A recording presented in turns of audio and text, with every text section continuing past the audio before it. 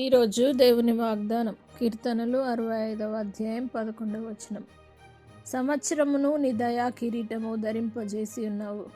నా ప్రియ సహోదరి సహోదరులారా, ఈ నూతన సంవత్సర దినాన సంవత్సరమును దయా కిరీటమును దేవుడు మీ జీవితంలో నూతనంగా ధరింపజేసి ఉన్నాడు కనుక దేవుడు చేసిన మేలంతటిని బట్టి ఆయన కృతజ్ఞతాస్తుతులు చెల్లిస్తూ ఆయన చూపిన దయను బట్టి దేవుడు మీకు ఇచ్చిన ఈ యొక్క అద్భుతమైన అనుభవాన్ని బట్టి దేవుని కిరీటంగా దేవుడు మీకు ధరింపజేసి దేవుడు ఈ సంవత్సరంలో ఆశీర్వాదమును, గొప్ప దీవెనను, ఆత్మీయతను, వరముల చేత నింపి ఇంకా అనేక అద్భుతాలు మీ జీవితంలో జరిగించి మిమ్మల్ని దీవించి ఆశీర్వదించి కృప చూపి కాపాడునుగాక. ప్రార్థన. పరిశుద్ధుడా నమ్మదగిన దేవ, సంవత్సరమును దయా కిరీటమును నీవు ధరింపజేసి ఉన్నావు నాయన. ప్రతి వ్యక్తి జీవితంలో మరో నూతన సంవత్సరం ఇచ్చినావు.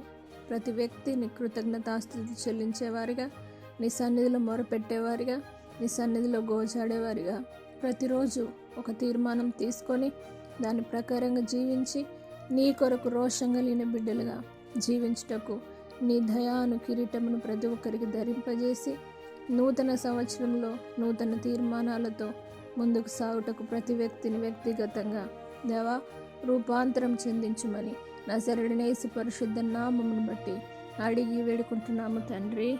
ఆమేన్.